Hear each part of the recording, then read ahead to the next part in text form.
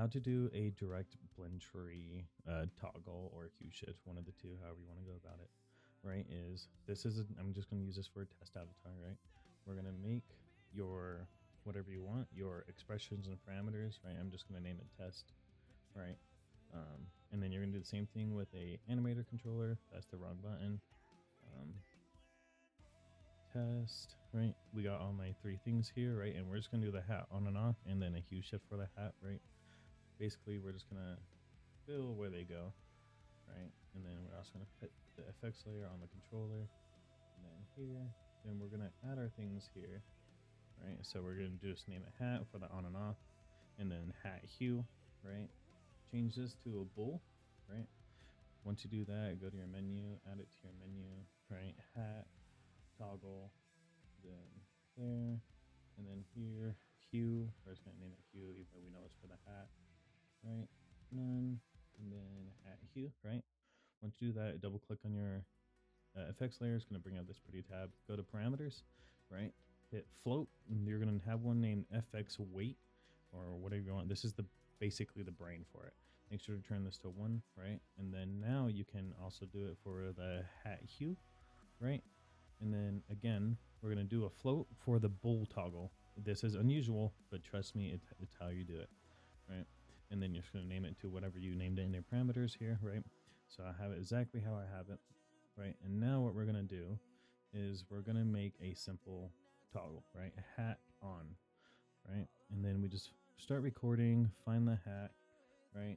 And then on, off, right? Hat on. I'm going to make sure it's on. And then there's a bun shape for the hair, right? So we're going to grab that bun shape. Bam, done. You can copy this if you want. If you, instead of finding those two things, go here, create new clip, hat off, right? Copy paste, make sure that's 0, and then turn that off, right? And then we're going to do the same thing for a hue, right? We're going to name this one called hat hue 0, so we know what it is, right? You have to do it this way. I know I taught hue shifts a different way, but this is how you do it for this particular way, right? Here, click on the hat, find out whatever needs to be hue shifted, right? 0, 0, you can copy this again, right? And then here, hat hue 1, right? Just easy to remember, right? As you can see, they're 1s now, right?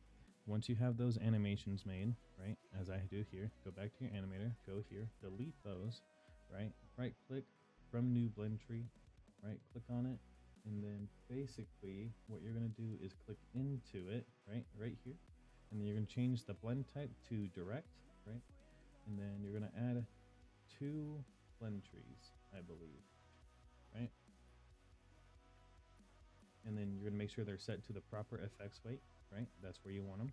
And then you click on these, and then you make sure you have them synced to what you want. So like hat hue will do, right? Add motion field twice, and then drag the 0 into the top spot and then the 1 into the bottom spot. And then bam, that's done there. Same thing here. Click, click, right? Make sure these are set to their proper areas though, right? As you saw there, and then hat off, then hat on, and then bam, done.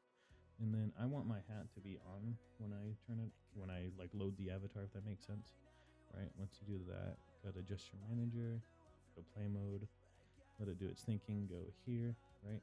The hat's on, that's a good sign. Toggle it off, it works, right? And then hue shift just works like that. Bam, that's how you do direct blend tree toggles.